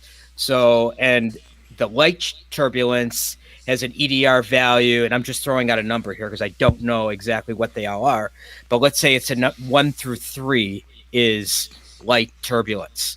And if that sensor says, okay, that was a 2, it'll report that back to the airline as a light turbulence report, as a number 2, for example. If it's a moderate, let's just say it's 4, 5, and 6, it'll assign a number 5. And what it'll do is it'll pass that number along to any other aircraft that are within a certain distance or altitude of that aircraft, so they can get an objective view of what that PIREP is. So if you got other 37s, they say, okay, the guy ahead of you had a number 3, you can expect that possibly as you go through that area. So that's helpful information. The dispatcher gets a copy of that, and it automatically gets submitted into the pilot or the National Weather Service as a PIREP, so that other people can see that. Do any of your airlines have that? Yes. Yeah, we have EDR data, and in our manual we call it EDR data, and we have it in the EDR data, and the EDR reports get directly put into the meteorologist's main turbulence management system screen that they use to monitor turbulence and put out our company segments and airments that we as a company put out together. But you can see the EDR data, and you can see the little, we have different colors for black, smooth, green for light, yellow for moderate, and red for severe. And then when it's black, you can see the little black line, the dots of each flight that's equipped in their trajectories going across the United States and in fact the world. And when their EDR data becomes light or moderate, you see them, and the intensity rate that we have it set up, the intensity rate that the aircraft reports gets quicker or more frequent once turbulence happens. I think it's like once every 10 minutes maybe if it's smooth, but it's every single minute if there's any turbulence over a certain specified rate where the aircraft is sending down data. And that data, as Gregg, as you said, also goes to the National Weather Service, but that data really goes to the National Weather Service models for the GTG and all of that. And I always say that the GTG in the morning, those first couple hours in the morning, the GTG is not as accurate as the GTG is after 10 o'clock in the morning, because that model now just got supplied a crap ton of data between 6 and 10 a.m. from airplanes flying all across the country to really specify the data too. Yes, I've noticed that. To answer a question in the chat room, yes, the whole EDR data does give aircraft type and everything. So the movement of a EDR 777 versus an EDR CRJ 200, I don't think we have any mapped, but the difference of the weight class does make a big difference to, and does report it. The EDR data definitely does give out a whole pretty much a PIREP in the correct format as well. Yeah, so for Canada, I'm not sure for Acme Canada what the plan is with that, or if Environment Canada is planning on implementing a similar system. Generally, the FAA and the NWS does, and then we pick it up a couple of years later. So we might start seeing it up here too. Yeah, I remember EDR training at Acme about 6 or 8 months after the merger and us moving to the South. And if I remember right, it was only available for real Acme dispatchers, not the fake ones that just got acquired. But so the technology and the EDR stuff is would like to say is about 10 years old, and we are trying to get that EDR data on pretty much any piece of equipment we can now. Yeah, it's important to pass that information along. Now, one of the challenges that we discovered, and I'm sure you're all aware of this too, is that some data does not get passed along all the different airlines. So every airline has their own policy, their own procedure, and how they report PIREPs, where their data goes once they submit it. On their end, we found that some airlines may have tons of PIREPs out there that other airlines may not know about, and we're trying, obviously, as an industry, to fix that, because if safety truly is the number one priority, that information needs to be shared among everybody, among all the airlines. And it's a problem out there right now that every airline wants to be their own savior and wants to come out with a solution, but it needs to be passed along. Yeah, because like the PIREP isn't for you; it's for the guy behind you. Right. It's for the guy behind you. And like the seatbelt site compliance thing I've found is really based on PIREPs. The check in with the sector ATC. How's the ride ahead? You're listening for the PIREPs, and they can use that to help people stay safe, and especially the cabin crew and the passengers. Like there's some airlines in some parts of the world that leave the seatbelt sign on the whole time, and you have no idea if they're about to hit severe turbulence. Yeah. So I think that's it's pretty important to keep in mind for those pilots that you're not sending the PIREP in for you. You're sending it in for the five guys behind you.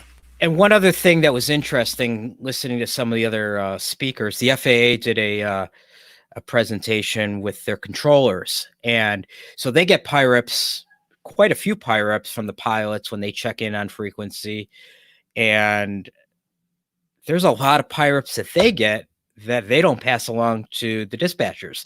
They don't enter it into the NAS, so guy could hit moderate or greater turbulence and nobody knows about it because ATC isn't entering it into their system, which then gets funneled down to, then you end up with that scenario where it's, I'm checked in with ATC. Everyone says the ride's crappy above 360, and I'm like, I've got no PIREPs. Right. I got nothing. I've no forecast, no PIREP, nothing. Right. So. Yeah, and that's one of those things, and that might be a good question for the three of us to pose to those guys over at opposing bases and say, hey, how hard is it for you guys to put in a PIREP? You gotta, you even as a controller, in their TRACON and terminal controllers, even reporting the bases or the tops is an incredibly important PIREP. Maybe not for a 121 airliner, but that's an incredibly important PIREP for a general aviation pilot. And they might even ask, hey, call your base. And they've always said, hey, let us know when you break out.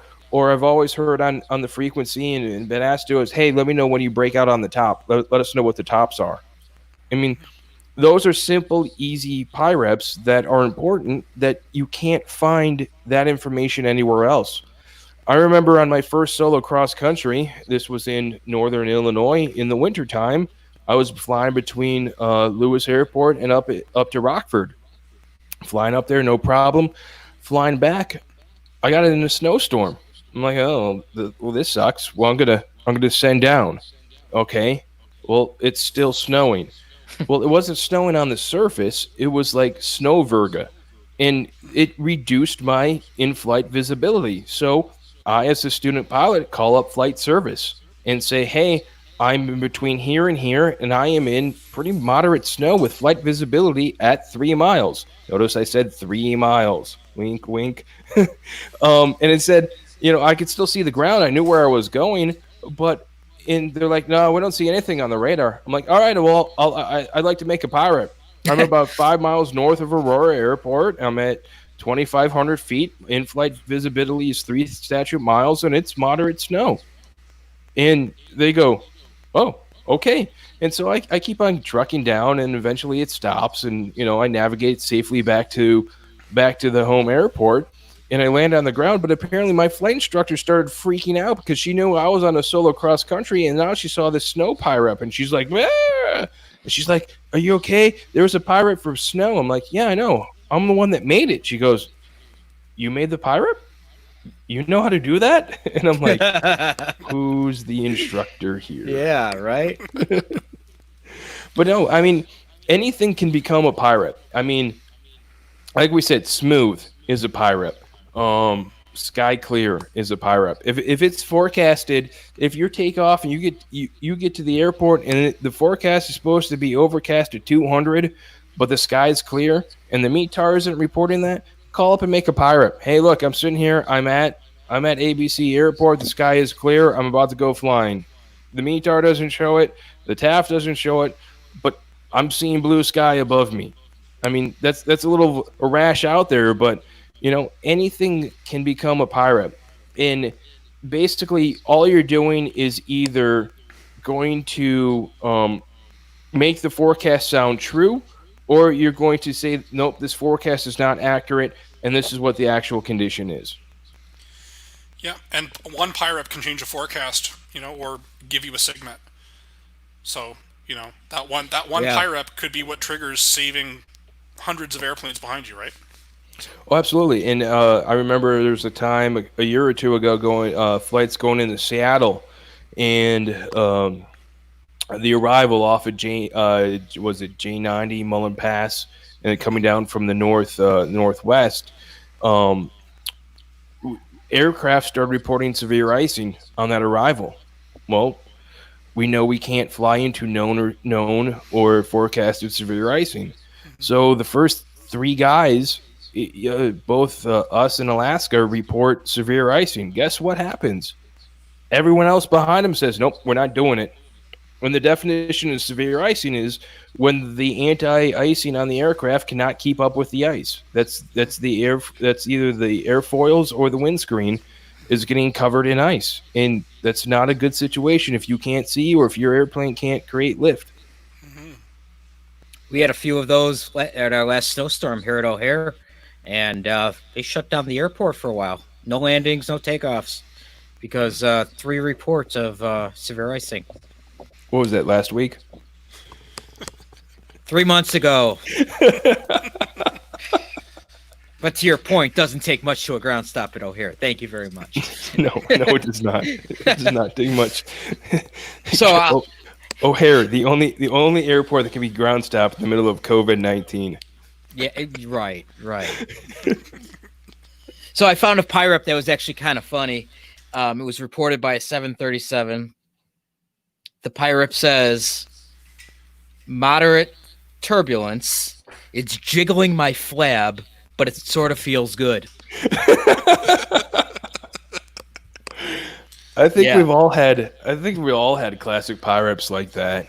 I remember one. One was it was the ACARS with another dispatcher.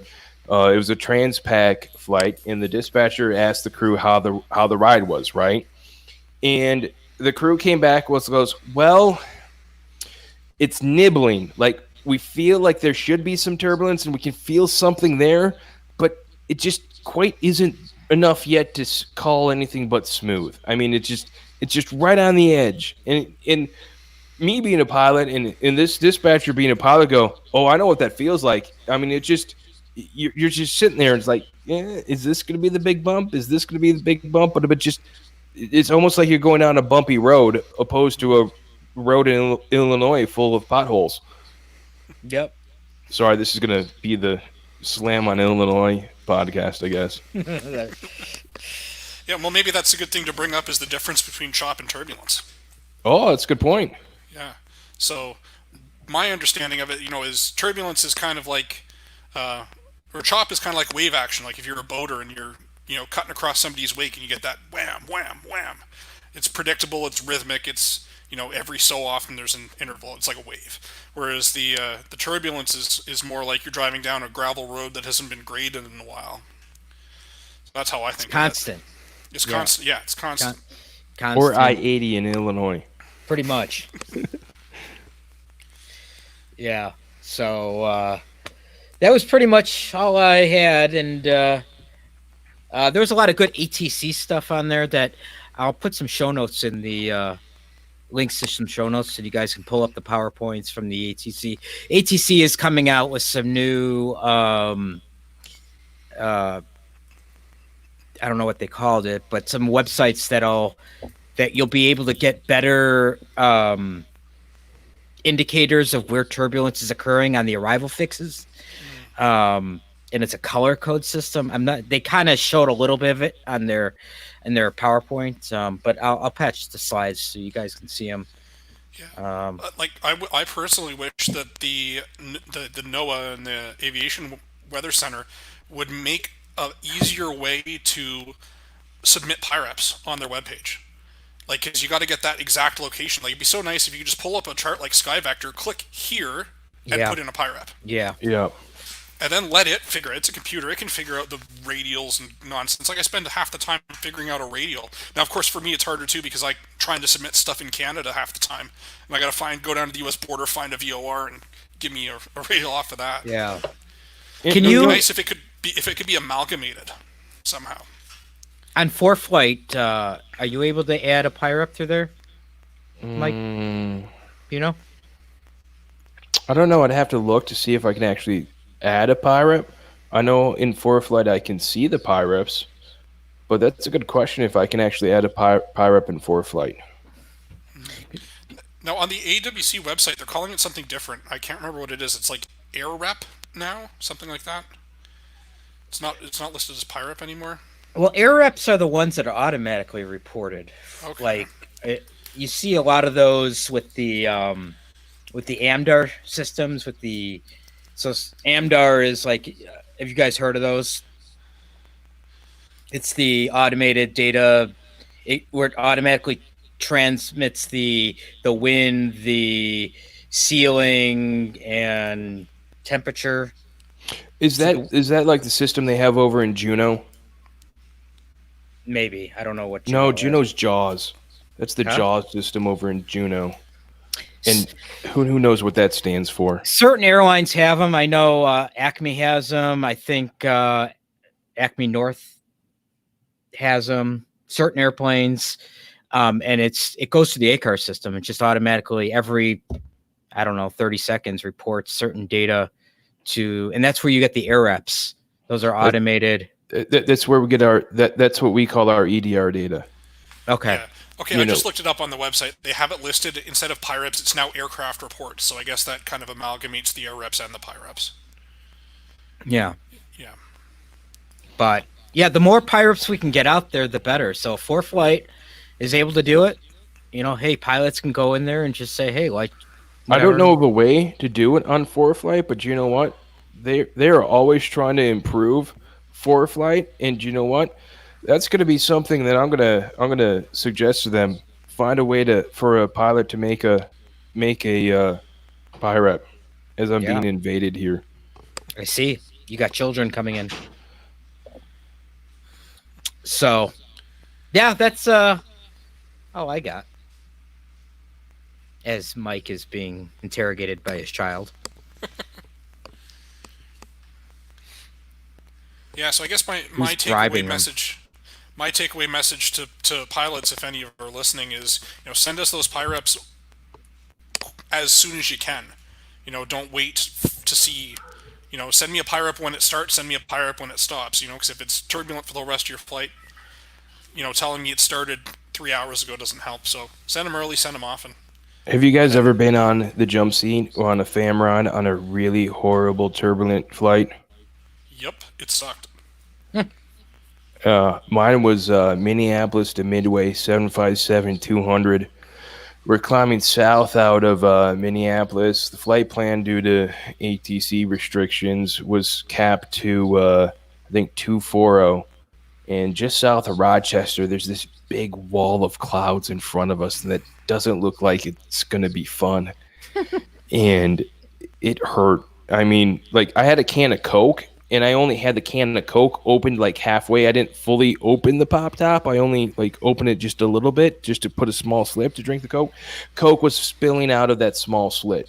The aircraft was moving all over the place. We tried to get higher, no one able. Try to get lower, no one able. It was solid, moderate turbulence for about 35 to 40 minutes. I mean, it was from when we hit that cloud, and we stayed in the clouds the whole way, all the way down until we got out of it. And we couldn't climb, we couldn't descend. And telling some other pilot friends, I'm like, they were like, well, shit, I would have just declared an emergency. I mean, seriously. Well, that's the thing. You're sitting there in that cloud in the moderate turbulence. What's it going to take for it to just notch over into severe? Exactly. Damage the airplane. I definitely would be having my vomit bag with me at that point. Come on, you ride roller coasters.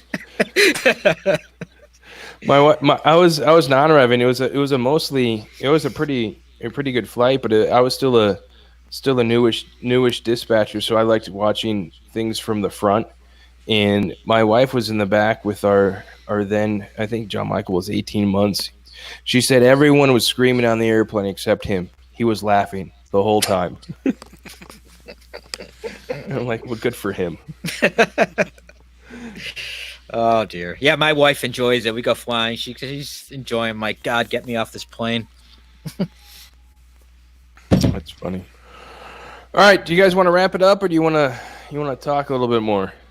I'm good. I got whatever. nothing to do tonight. Except this.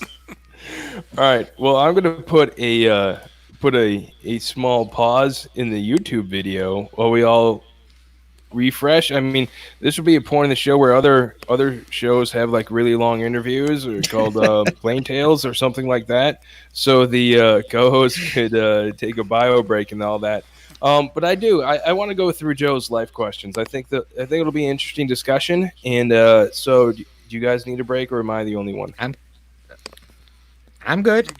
I'm good. All right, so let's go ahead and continue. Your continue. interview. Let's go ahead and continue with the life section of the show, where Joe has some interesting questions about how we deal with life as being a dispatcher. Yeah, so, as many people know, and if you're listening to this podcast and you want to get into dispatch, it's good to be aware of some of this stuff. So I'll just do this as a question. So how do you guys deal with stress from the job? It's been an IROP day, 5 days in a row, you're ready to be done. What healthy ways do you deal with stress? How do you do it healthy? Exercise. I run marathons. No, actually, that brings up a good point. Exercise, I think, really is one of the key ways you kind of have to deal with this. At least for me, getting good rest and exercising and trying to eat healthy. Because I've been through jobs where, especially not so much in dispatch, but other stressful jobs, and I didn't sleep well, I didn't eat well, and that just makes your life even more miserable. So yeah, I think that's exercising is important. Yeah, Trying to get I'm the kind of person who dreams about work. So like if I'm doing something new, like when I did my ETOPS training, I would work for 12 hours doing as an ETOPS trainee, then go home and dream about being an ETOPS trainee for 12 hours and come back and work at another 12 hours. So I don't know if you guys ever get that, but like if I'm learning a really intense job, it sucks. Yeah, I'm that way. Shoot, starting as an ops manager, I had ops manager dreams. I've had bad IT dreams. I've had some pretty vivid bad work dreams before, and it's like, oh, I just got away from this crap. Mm-hmm. Yeah, so for me, if it's been a really bad day, I always where I am and where my mother lives, we are kind of in symbiotic time zones. So when I'm leaving work at 5 a.m, she's awake, and it's like 8 o'clock for her. So I'll call my mom and I'll vent about work, and I find that really helps work through a lot of it, so I can go home and go to sleep. But yeah, absolutely, eat healthy, exercise. I drink a lot of soda water instead of a lot of Coke these days, or as much as I can. So you know what, you say that, and I had a good friend, listener of the show that lives down in Melbourne, Australia, and there's sometimes not really to stress out to get home, but more of the stay awake to stay home. Where I've known it's been late in the afternoon where he's at, and he just got off of work, and I've called him. So both of us just got off of work. He's in the evening. I'm in the wee hours of the morning. But there's been plenty of phone calls I had with them, getting off of work and all of that. Mm-hmm. Another way I try to be personally de-stresses is I'm a weather geek, and I do it by hobby. So when I'll go home and just start looking at weather charts and doing things to take my mind off of what the hell is bugging me at work or stressing me out. So I think like a hobby or, that kind of thing, or Yeah. Like for me, yeah. I'm a member of the Royal Astronomical Society of Canada. So in summertime's at night, because I normally am 100% night shift. We'll get to your question there, James, in a minute. But yeah, so for me, I go out and I just look at stars and listen to an audiobook. 2 in the morning, nobody else out on the country roads. Just get out of the city, get as far away from lights as you can, and that's what I do to de-stress. And even sometimes leaving work, you can just stand in the parking lot and look up, and you can't see everything, but you can still see a few stars. And sometimes you just stand in the parking lot for a couple of minutes just to get over it. But yeah, like in making Well, the most of your days off, I find is really important too. if I do that at my job, I'll probably get shot. God. Yeah. Well, So- in your Chicago. job where City you of work, Chicago, you you can't don't see the stars anyway. Well, my point is, you don't want to be standing in front of your building in the middle of the night. You'll get shot out there. So that leads us straight into our next question. So, how do you guys deal with changing shifts? So, like for us in Canada, like for me in Canada, I work 12-hour shifts, but you guys have 10 hours, 8 hours all over the place. So, how do you deal with getting yourself onto a night shift or onto a day shift? How do you manage your sleep? Carefully, horribly. Um, as operation managers at down at Acme, we work 12-hour shifts as well. We work either 6 to 6 or 6 to 6.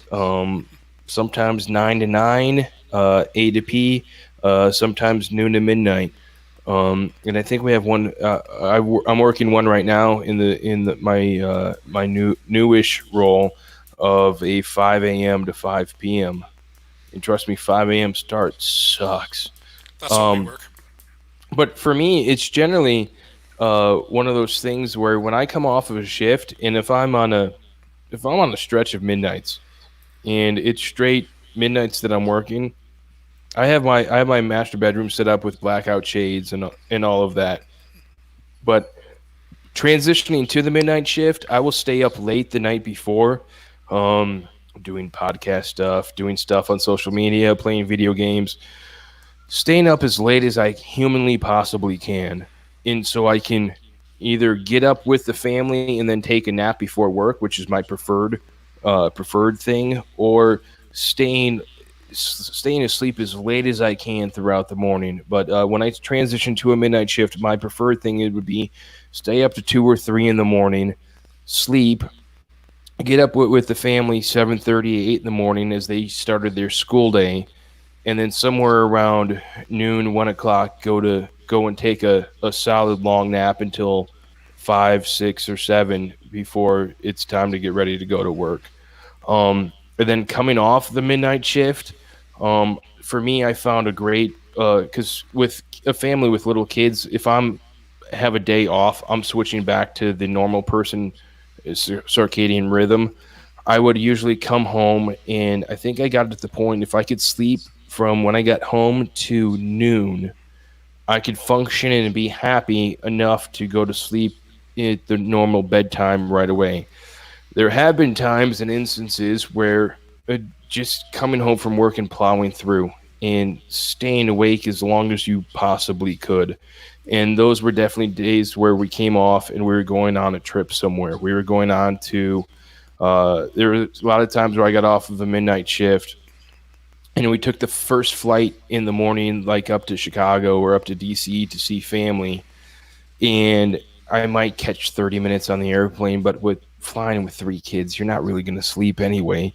And, I just stayed awake. And I remember some 26, 28-hour days of being awake. And then finally, it was 8, 9 o'clock at night. And I'm like, fine, that's it. I'm done. Check me out. And I remember having to be helped to bed with my wife on one occasion up at her parents' house, not because I was drinking too much, just because I was just done out of it. My body couldn't function anymore. It was bedtime. So how about you, Greg? Yeah, so I mean, I don't work. I mean, I'm kind of fortunate in a way. We work 8-hour shifts, and I'm mostly day shift, so I don't have too much of the rotating type shift. However, that being said, I am on a what they call a bid relief type pattern. So what that means is they could change my schedule 7 days out to any shift or move my days off.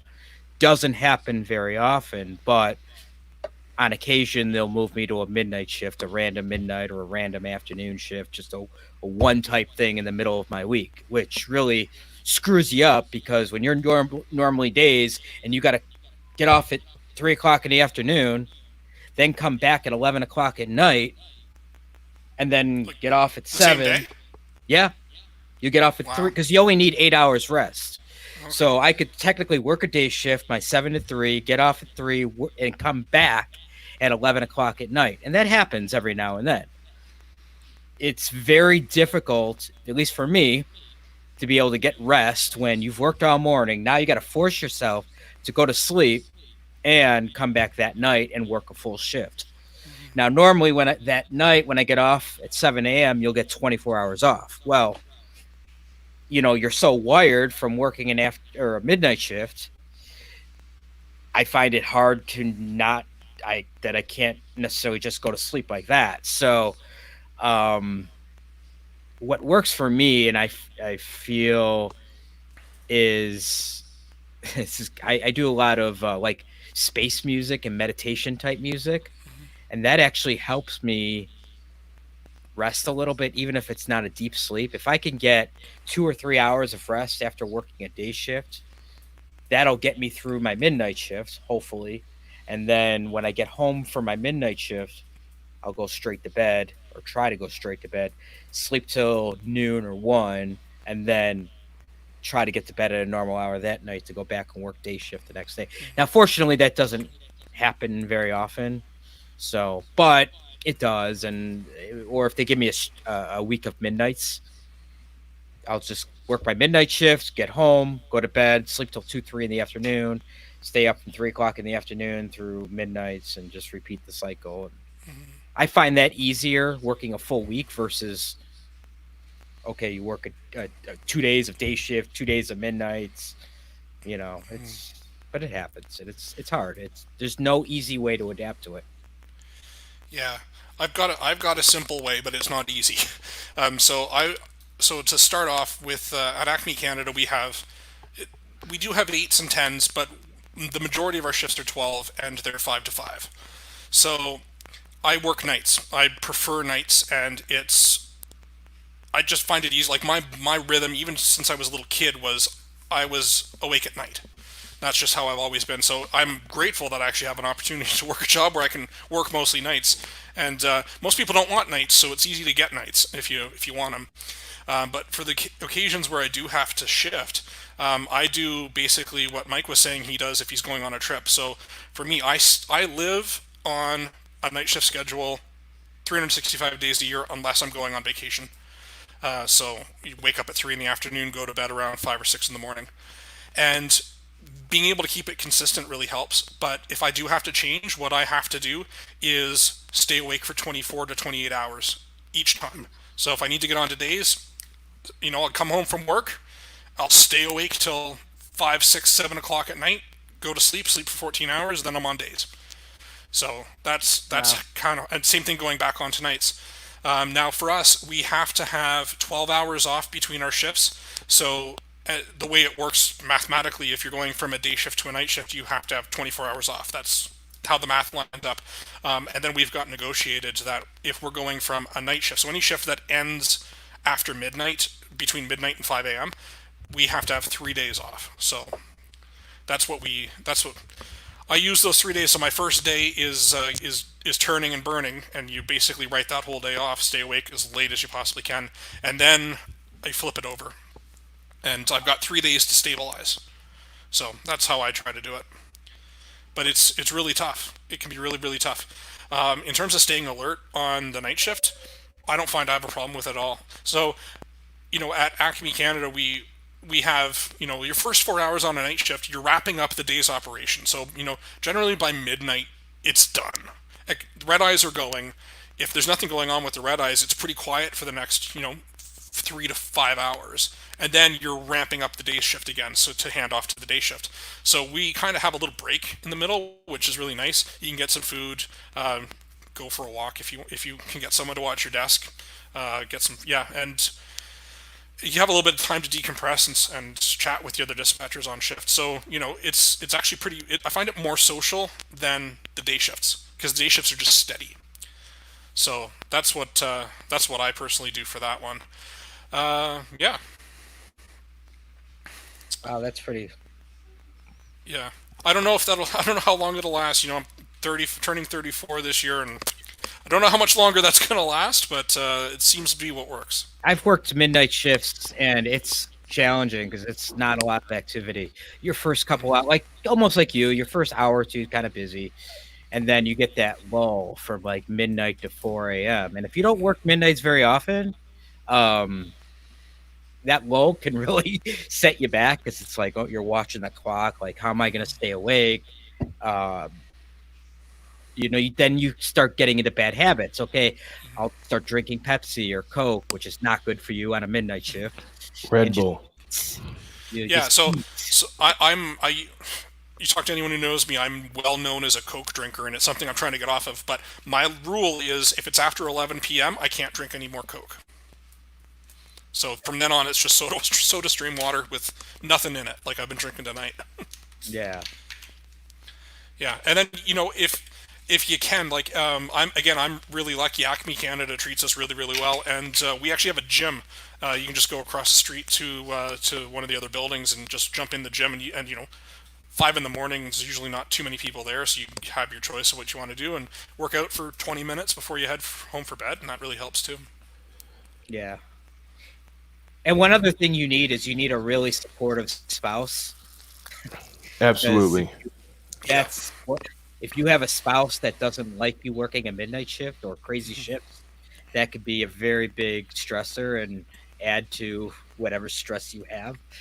Totally. Yeah.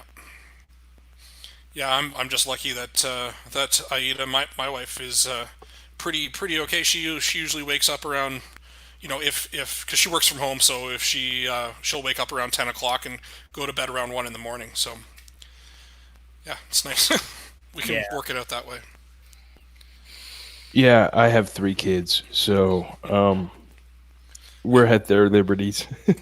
Yeah, I've got 6 cats. I don't know how they're going to feel when I go back to working nights and they get their first meal at 3 in the afternoon instead of 6 in the morning. We'll see how that goes. Alrighty, do we want to? Anyone else have anything else on this, or should we wrap it up since we're almost at the 2-hour mark?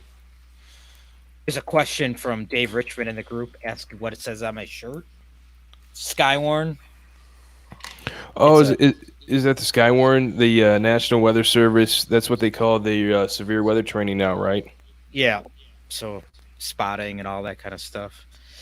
There's bad weather, I start going out there and spotting weather and reporting it in. Yeah. I like that too. Except Georgia's a horrible state, at least where I live, for weather. Too much terrain. Too many trees. Hard to see. For us, it's really nice. We get lots of really big thunderstorms, and then we get lots of really nice snowstorms. So it's a challenge. Every day is a challenge. Yep. Yeah, like since I've lived in the city where I live, I've seen snow in each of the 12 months of the year. Ugh. Yeah. Nope. So. Nope. Nope. Yeah, but also I went to Australia one time in January, and it was warmer where I live than it was in Australia. Wow. So yeah. So sometimes you get those freaky weathers and temperature patterns. Stephanie from the Airline Pilot Guy show says we're on a slippery slope to the 3-hour podcast. I think this is our longest one. This completely is. All right, so on that note, we're gonna wrap it up. I think Mike's got to empty his bladder.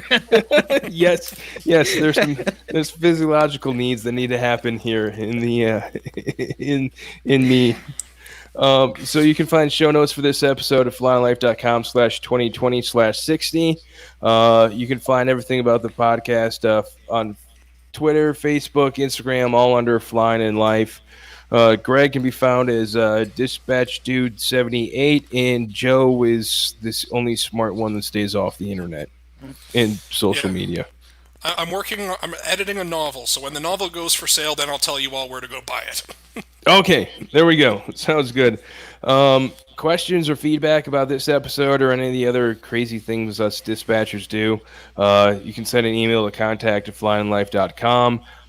We do actually really like feedback. We just don't get a lot of it. So if you have any questions, please send them our way.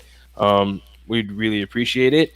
And opening and closing music is from bensound.com and Purple Planet. You can find the podcast on Stitcher and a whole bunch of other places as well. So with that, I'm gonna close the show. You guys have anything else to say? See y'all next time. Yeah, have a great beginning of summer. Summer solstice. Yes, happy summer. Winter's coming for those in the northern hemisphere, and all those in the southern hemisphere. Hang on, summer's almost back. All right, talk to everyone later.